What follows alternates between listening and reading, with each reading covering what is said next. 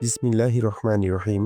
সময়ের সবচেয়ে বেশি আলোচিত ইসলামিক বক্তা ডক্টর মিজানুর রহমান আজহারীর জীবনী সম্পর্কে আজকে আলোচনা করব। আশা করি মিজানুর রহমান আজহারীর জীবনী সম্পর্কে শুনলে আপনাদের মন গর্বে ভরে যাবে এবং তার বিরুদ্ধে আনা অভিযোগ এবং তার প্রতি ভালোবাসা বৃদ্ধি পেতে থাকবে। বাংলাদেশ জামায়াত ইসলামী প্রোডাক্ট বলে অভিহিত করে তার বিরুদ্ধে ব্যবস্থা নেওয়া হবে বলে মন্তব্য করেন সময়ের সবচেয়ে বেশি আলোচিত ইসলামিক বক্তা ডক্টর মিজানুর রহমান আজহারী। তবে তার বিভিন্ন কারণে সমালোচিত হলেও হয়েছিলেন তিনি। সম্প্রতি দেশের নানা স্থানে তার ওয়াজ মাহফিল বন্ধ করা হয়েছিল, কোথাও বা আবার তিনি প্রতিরোধের মুখে পড়েছিলেন। আসুন জেনে নেই ডক্টর মিজানুর রহমান আজহারীর পুরো পরিচয়, তার জন্ম, তার পড়াশোনা ও তার অভিজ্ঞতা। 24শে জানুয়ারি 1990 সালে একটি মুসলিম পরিবারে বাংলাদেশের ঢাকা বিভাগে ডেমরায় জন্মগ্রহণ করেন। তার বাবা একজন মাদ্রাসার শিক্ষক এবং মা গৃহিণী। তিনি মিশরের কায়রোতে আল আজহার বিশ্ববিদ্যালয়ে পড়াশোনা করেন। জানা গেছে মিজানুর রহমান আজহারী 2004 সালে দাখিল এসএসসি পরীক্ষায় জিপিএ 5 পেয়ে উত্তীর্ণ হয়। 2006 সালে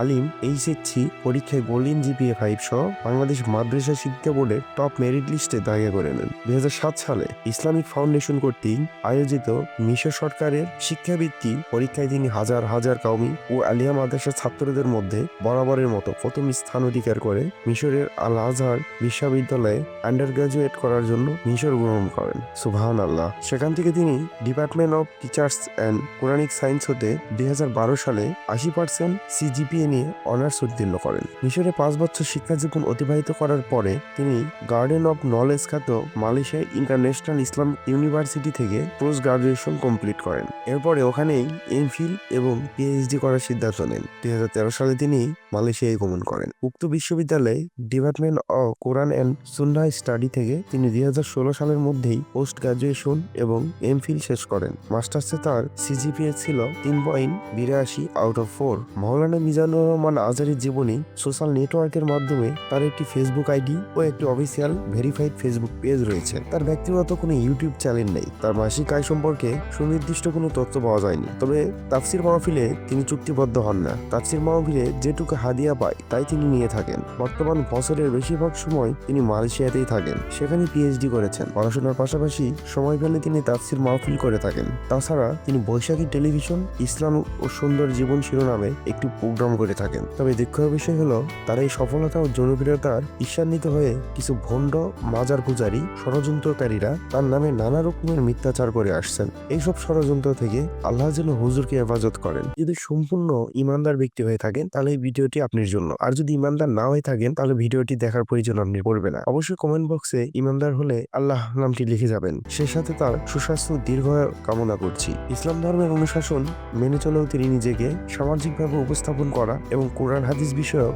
সহজ ও সুন্দরভাবে আলোচনা করা গবেষণাধর্মী আলোচনা করে থাকেন এবং অল্প সময়ে তিনি বাংলাদেশের মুসলিম বিশেষত মুসলিম তরুণ সম্প্রদায়ের কাছে জনপ্রিয়তা অর্জন করে ওঠেন। তার মাহফিলে প্রায়শ তার মধ্যে নয় বিভিন্ন ধর্ম অবলম্বী মানুষ ইসলাম ধর্ম গ্রহণ করে থাকেন। তার তাফসির মাহফিলে সাধারণত মুসলিম তরুণদের ব্যাপক জনসঙ্গম দেখা যায়। আজহারী ইতিমধ্যে 5টি বই প্রকাশিত করেছেন। এই বইগুলোর মধ্যে প্রথম বইয়ের নাম ছিল মেসেজ, আধুনিক মানে দিনের ছোঁয়া, 2021 সালে অমর 21 বইমেলায় প্রকাশিত করা হয়। দ্বিতীয় বই আহ্বান, আধুনিক মানের আলোর পরশ, 2022 সালে প্রকাশিত হয়। রিফ্লেকশন, তৃতীয় নম্বর বই from Surah Yunus, reflection from Surah Yusuf প্রকাশিত হয়। চতুর্থ বই প্রকাশিত হয় জেগে ওঠো আবারও। পঞ্চম বই এক নজরে কোরআন, অমর 21 বইমেলায় 2025 প্রকাশিত হয়। 2020 সালে জানুয়ারি মাসে 12 জন ভারতীয় হিন্দু অবৈধ ভিসায় বাংলাদেশে এসে তার হাতে ধর্মান্তরিত হয় এবং মুসলিম হলে তিনি গণমাধ্যমে সমালোচিত হয়। দেশবিরোধী বক্তব্যের অভিযোগ এবং বিভিন্ন স্থানে তার মাহফিল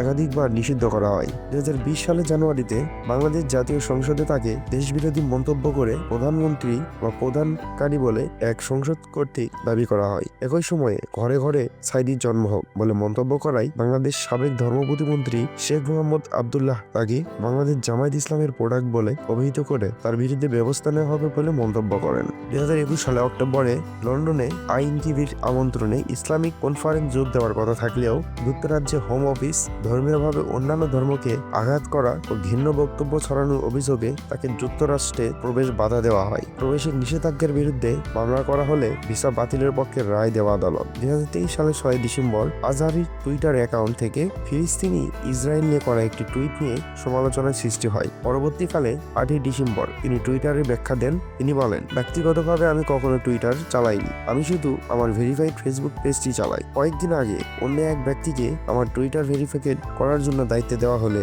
ওই ব্যক্তি এসব টুইট করে। বিতর্কিত ওই টুইটে মিসলিভিং টুইট দাবি করে দেখা মাত্রই সেটি ডিলিট করতে বলা হয়েছিল। 2025 সালের 3 জানুয়ারি যশোর এক তাফসিরুল কোরআন মাহফিলে প্রধান অতিথির বক্তব্যে একদল খেয়েছে আরেক দল খাওয়ার জন্য রেডি হয়ে আছে মন্তব্য করে ব্যাপক আলোচনার জন্ম দেন তিনি। স্বাধীনতার পর থেকে শুধু শাসকদের হাত বদলানো হয়েছে, আমরা কিছু পাইনি। একদল খেয়েছে আরেক দল খাওয়ার জন্য রেডি হয়ে আছে। আমরা এরকমই চাই না, আমরা চাই স্বাধীন সার্বভৌমত্ব বাংলাদেশ, আমরা চাই দুর্নীতিমুক্ত বাংলাদেশ, দেশ ত্যাগ ও প্রবর্তন। আজহারি 2020 সালের 19 জানুয়ারি তার ফেসবুক পাতায় একটি পোস্ট ঘোষণা করেন যে তিনি পারিপার্শ্বিক কারণে এবং গবেষণার জন্য মার্চ পর্যন্ত তার সব ওয়াজ মাহফিল স্থগিত করে মালয়েশিয়ায় যাচ্ছেন। তিনি উল্লেখ করেন, রিসার্চের কাজে আরও মালয়েশিয়ায় ফিরে যাচ্ছি। আর তারপর তিনি আর কোনো ওয়াজ মাহফিল অংশ নেননি। 2024 সালের 5 আগস্ট আওয়ামী লীগ সরকারের পতনের পর 2 অক্টোবর আজহারি পুনরায় দেশে ফিরেন। প্রিয় দর্শক, এতক্ষণ ভিডিওটি দেখার জন্য অসংখ্য ধন্যবাদ। অবশ্যই চ্যানেলটি সাবস্ক্রাইব করবেন, কেননা ইসলামিক এই চ্যানেলে কিছুটা হলেও আপনাদের মন মানসিকতা একটুটা হলেও পরিবর্তন করার জন্য আমার এই চ্যানেলটি অনেকটা আপনাদের উপকারে আসবে। আপনাদের নিজেদের উপকারের জন্য অবশ্যই চ্যানেলটি সাবস্ক্রাইব করতে ভুলবেন না। তো আজকের মতো এখানেই, সবাই ভালো থাকবেন, সুস্থ থাকবেন, আল্লাহ হাফেজ।